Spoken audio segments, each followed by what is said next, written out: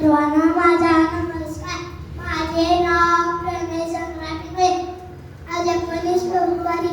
आज आपण छत्रपती शिवाजी महाराजांची जयंती साजरी करत आहोत. छत्रपती शिवाजी महाराजांचा जन्म 19 फेब्रुवारी 1620 शिवनेरी किल्ल्यावर झाला. त्यांच्या आईचे नाव जिजाबाई व वडिलांचे नाव शहाजीराजे भोसले होते. त्यांनी मराठा साम्राज्य स्थापना केली. छत्रपती शिवाजी महाराज हे एक शूर आणि आदर्श राजा होते. भवानी मातेचा लेक तो मराठ्यांचा राजा होता.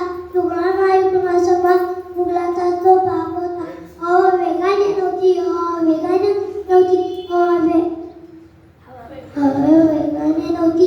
हवेपेक्षाही त्याचा वेग होता.